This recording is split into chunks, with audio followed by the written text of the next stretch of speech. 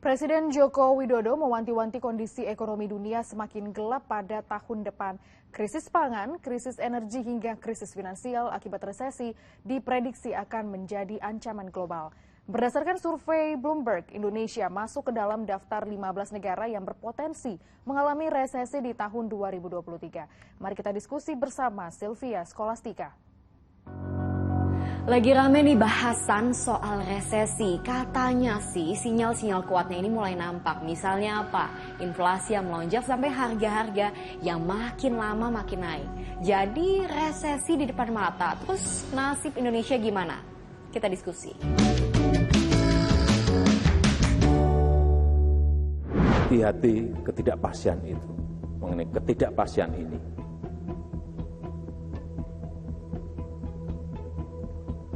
Dan tiap hari kita selalu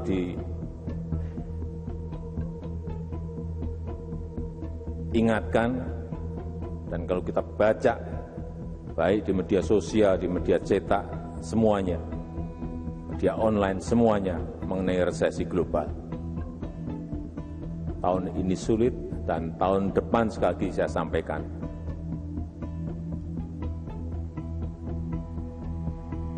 akan gelap. Dan kita nggak tahu badai besarnya seperti apa, sekuat apa nggak bisa dikalkulasi. Lagi-lagi Presiden Jokowi mewanti-wanti kondisi ekonomi dunia ini akan makin gelap di tahun depan. Krisis energi, krisis pangan, sampai krisis finansial diprediksi akan menjadi ancaman global akibat resesi. Nah, sebenarnya udah nggak asing dengan istilah resesi, tapi apa sih makna sebenarnya? Resesi adalah kondisi di mana perekonomian suatu negara sedang anjlok, terjadi penurunan signifikan dalam pertumbuhan ekonomi selama 2 kuartal berturut-turut. Ibarat nilai rapot merah lah ya. Berdasarkan survei Bloomberg, Indonesia masuk ke daftar 15 negara yang berpotensi mengalami resesi di tahun 2023. Indonesia ada di urutan ke-14 dengan potensi resesi sebesar 3%. Di urutan pertama ada Sri Lanka dengan potensi resesi 85%. Kalau Anda ingat di akhir Maret lalu, negara ini sudah mengalami kebangkrutan. Bahkan warganya sampai menyerbu masuk ke kediaman Presiden dan Perdana Menterinya. Banyak faktor penyebab resesi, salah satunya guncangan ekonomi mendadak seperti pandemi COVID-19 kemarin. Dan gak sedikit negara yang terdampak, tak terkecuali negara-negara besar. Amerika Serikat, Prancis, Inggris, Korea Selatan bahkan mencatatkan pertumbuhan yang negatif pada kuartal kedua tahun 2020. Amerika Serikat, pertumbuhan minus 32,9%.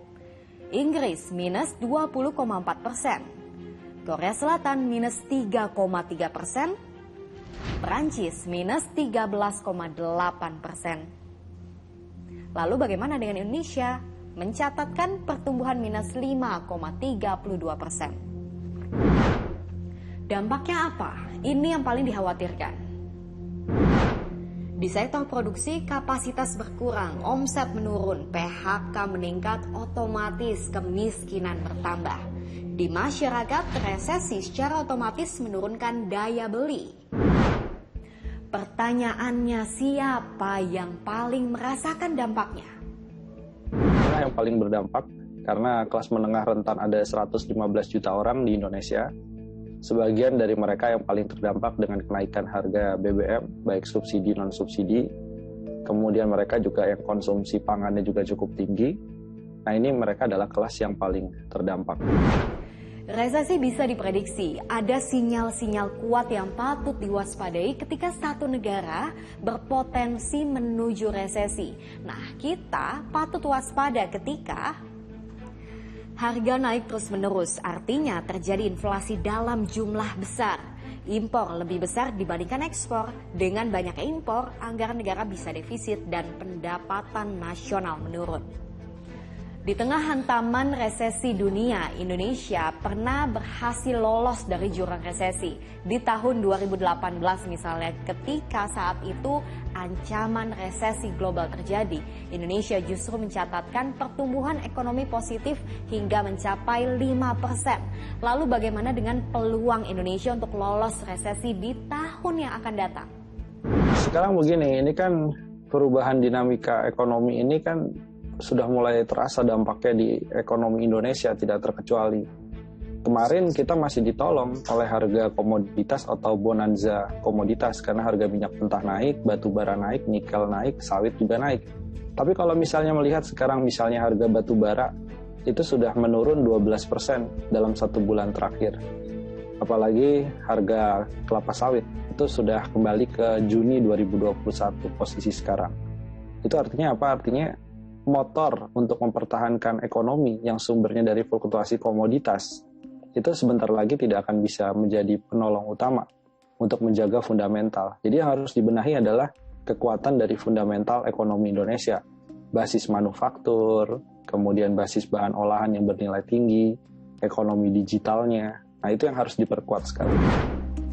Resesi di tahun mendatang nampaknya seperti sebuah keniscayaan. Lalu apa yang bisa kita lakukan? Bersiap secara personal misalnya dengan berhemat, atur ulang pos pengeluaran, investasi di instrumen yang minim risiko. Pemerintah mulai atur strategi untuk meredam efek domino dari resesi global yang terjadi. Saya Sylvia, makasih sudah diskusi.